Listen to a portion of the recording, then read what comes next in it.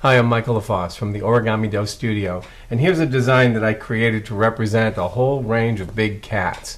Depending on the color you fold your paper from the outside, you could have spotted for leopard, there could be black paper for jaguars, and certainly colors like this for mountain lions, other types of animals that represent the big cat family in this color.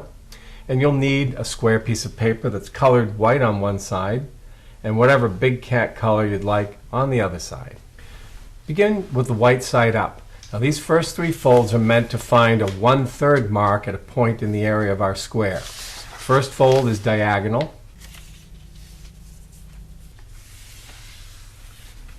Unfold. The second fold is edge to edge.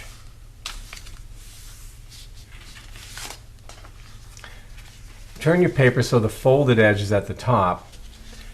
Our third fold, to find the 1/3 mark, is going to put a crease through a point on that angled crease. And we begin by lifting the corner up as far as it can go at the folded over end, and then roll the paper over until you can guide a straight crease line to the bottom corner at the diagonal opposite. Unfold the paper, and the point where your first diagonal and your next diagonal intersect is 1/3 the length of that span. So we're going to take the bottom corner, it's got a crease running through it, fold it right up to touch that point. Flip the paper over and upside down, your folded edge is at the top. We're going to put in a new diagonal spanning these two corners.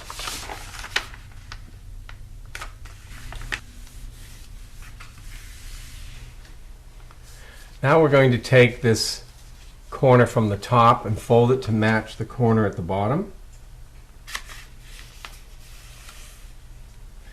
And the paper that runs below this horizontal folded edge gets folded right up. And you see it'll fit right in that span. We're going to flip the paper over and do the same thing on the other side. And now open the paper flat with this square diamond pattern on the top. At this right edge, we're going to fold the raw edges, the cut edges of that square corner to align with the center crease. This will be the tail. And then we're going to fold these angled edges on the right side of this square diamond to the center.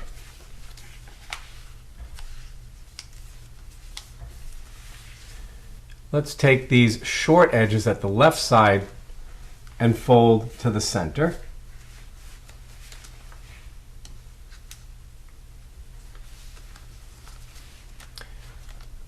Unfold. Open the paper, use the largest valley crease first. Then find the crease that does not go to the corner.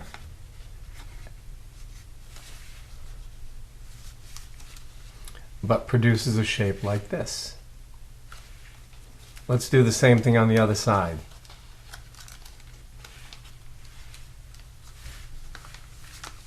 These will be the front paws. Now let's make the haunches at the back. We're going to open these flaps, lift the layer up, pivoting at this point, pushing over, and using not this first crease but the very next one as a guide, flattening over to make that shape. Let's do the same thing with the other side.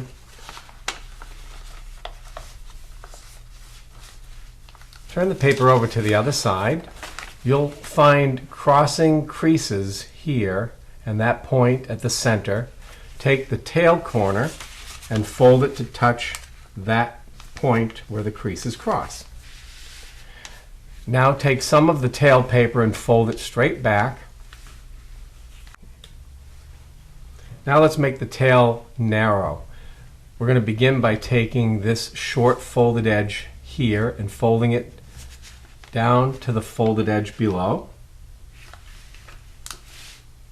We lift this up, push it under, and you can see what that does there from the pivot point. It forms a bubble, and we can roll the bubble into a folded flat edge.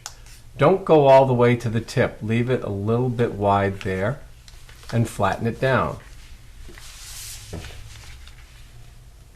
Pre-crease, unfold, and it's really an inside reverse fold that we're creating here.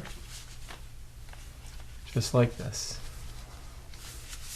Now fold the paper in half lengthwise right through the tail. You can see the haunches at the back end. You can see the paws right here. To complete this big cat, we need to work on the front end. Look underneath here where the paws anchor. We're going to use that as our pivot, and we're going to inside reverse fold this big front flap. That means to open the paper so that we can bring the layers inside. And you want to find that tight pivot point right in here between the paws. You don't want this folded edge to come all the way back to this point, but something right about there is going to be fine. So we have a nice chest area, and this is leaning backwards.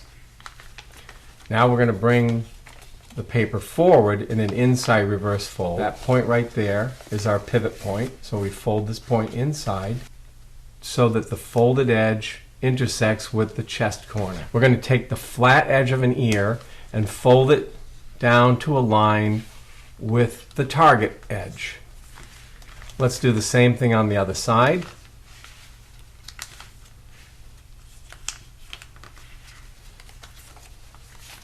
Now, of course, we need the ears above the head, so fold them up. And the same thing on the other side.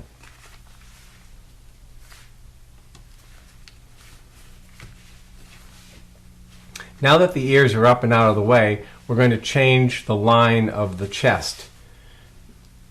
Notice the folded horizontal edge of the ear base here. That's our limit at this end. So we fold over like this. And you could make this corner touch that folded edge or any shape you want as long as you're pleased with this proportion and line. Let's do the same thing on the other side.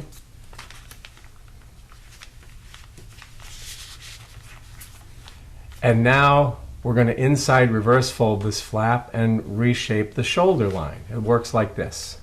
Untrap the layer. Use the fold that you've created to flatten under like this. You've created a bubble, and you can roll the bubble into a straight folded mountain edge that spans the chest corner to the top of the back of the neck. Let's do the same thing on the other side. Unfold to release the trap layer, inside reverse fold, and then change the line of the folded edge to the top of the back of the neck, like that. Now let's begin preparing work for the muzzle. Take this square corner and fold it inside the muzzle, forming a straight edge between these two corners. It looks like this on that side. Fold it in half. Now we're going to outside reverse fold these layers. That means to turn them inside out like this. You can see what's happening from the top and the sides. And then as we flatten this out, we can adjust the angle. I like to take this edge of the ear from the front of the paper and align it with this folded edge inside the ear. That usually gives me the correct angle. And now we're going to fold the nose corner down. Just grab a little bit of that, fold it right over like that. Here we have paper at the back of the neck. We're going to clean that up. Just fold straight in behind. Nice and clean with the back of the ear. Same thing on the other side.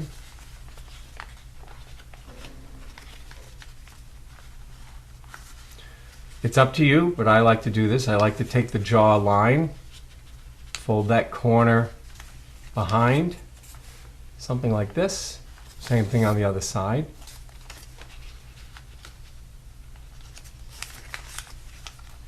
There's the completed head. And one last detail. Back here at the rump, I like to fold this corner over and inside to give it a more gentle, rounded shape. We'll copy that. And here we have our finished big cat. Fold in whatever skin you desire to make the specific kind of big cat you'd like to have hanging around your house.